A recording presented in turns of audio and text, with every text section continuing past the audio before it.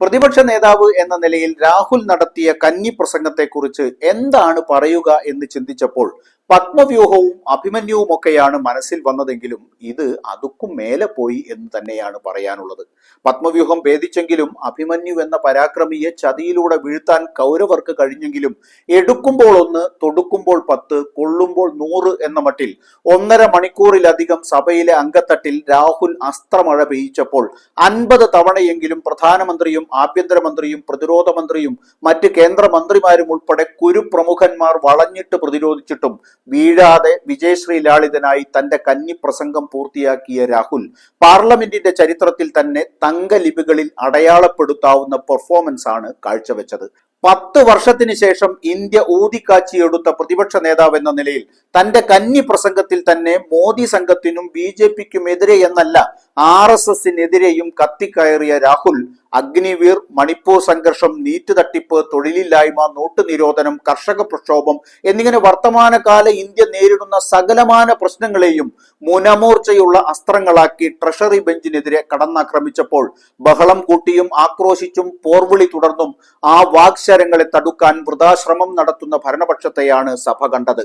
രാഹുലിന്റെ ആക്രമണം നേരിടാനാവാതെ ഒന്നിലേറെ തവണ സഹികെട്ട നരേന്ദ്രമോദിക്ക് തന്നെ നേരിട്ട് പ്രതിരോധിക്കേണ്ടി വന്നത് മനോഹരമായ കാഴ്ചയായിരുന്നു. കഴിഞ്ഞ 10 വർഷത്തിനിടെ മോദിക്ക് അങ്ങനെ ചെയ്യേണ്ടി വന്നിരുന്നില്ല എന്നത് രാഹുലിന്റെ അജയ്യതയെ സാക്ഷ്യം പറയുന്നുണ്ട്. അമിത്ഷായും രാജ്നാഥ് സിംഗും ഉൾപ്പെടെ മുതിർന്ന മന്ത്രിമാർ പലവട്ടം ശ്രമിച്ചിട്ടും തടുക്കാനാവാതെ വന്നതോടെ സ്പീക്കർ തന്റെ ഇരിപ്പിടം ഏതാണെന്ന ചിന്ത പോലുമില്ലാതെ പ്രസംഗം തടസ്സപ്പെടുത്താൻ കൂട്ടുനിന്നു.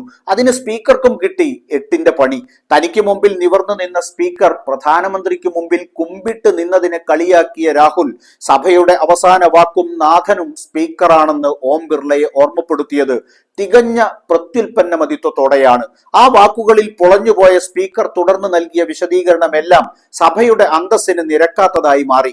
പ്രസംഗം തടസ്സപ്പെടുത്താനും ചർച്ച വഴിതിരിച്ചുവിടാനും നടത്തിയ കുൽസിത ശ്രമങ്ങളെ നിരന്തരം ചവിട്ടിമെതിച്ചുകൊണ്ടാണ് 1.5 മണിക്കൂറിലധികം നീണ്ട പ്രസംഗം രാഹുൽ പൂർത്തിയാക്കിയത്. മോദി ഭരണത്തിന്റെ കൊള്ളരുതായ്മകളെ പ്രസ്താവനകളിലൂടെ അടയാളപ്പെടുത്തുന്ന ബുള്ളറ്റ് പോയിന്റുകൾ കൊണ്ട് സമ്പന്നമായ പ്രസംഗത്തിൽ ഭരണഘടനയ്ക്കെതിരെ ആസൂത്രിത ആക്രമണം നടത്തുകയാണ് BJP എന്നും ഇന്ത്യ എന്ന ആശയത്തെ തന്നെ അവർ ആക്രമിക്കുകയാണെന്നും അടിവരയിട്ടു.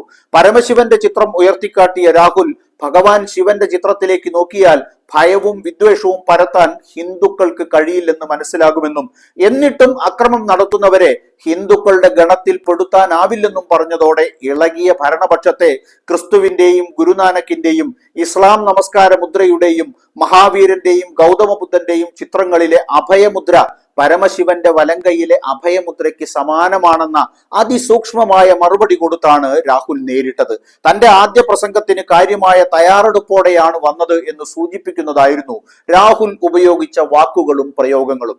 ലോക്സഭയിൽ കൊടുങ്കാറ്റ് വിതച്ച രാഹുൽ ഗാന്ധി രാഷ്ട്രപതിയുടെ പ്രസംഗത്തിനുള്ള നന്ദി പ്രമേയ ചർച്ചയിൽ സർക്കാരിനെ നിർത്തിപ്പൊരിച്ചതിലൂടെ കരുത്തുറ്റ പ്രതിഷേധത്തിന്റെ വരവാണ് പാർലമെന്റിൽ ആധികാരികമായി അടയാളപ്പെടുത്തപ്പെട്ടത്. ജനാധിപത്യത്തിൽ പ്രതിപക്ഷത്തിന്റെ സ്ഥാനം എന്താണെന്ന് കഴിഞ്ഞ 10 വർഷമായി ഏകപക്ഷീയമായി തേരോട്ടം നടത്തിയിരുന്ന മോദി പ്രവൃത്തികളെ കൃത്യമായി ബോധ്യപ്പെടുത്താനായ രാഹുലിന്റെ വാഗ്വൈഭവത്തിലൂടെ നിയമനിർമ്മാണ സഭകൾ ഭരണപക്ഷത്തിന്റെ മാത്രം ചൊൽപ്പടിയിലാണെന്ന സ്വേച്ഛാധിപത്യ മോഹികളുടെ മിഥ്യാബോധമാണ് തച്ചുടയ്ക്കപ്പെട്ടത്.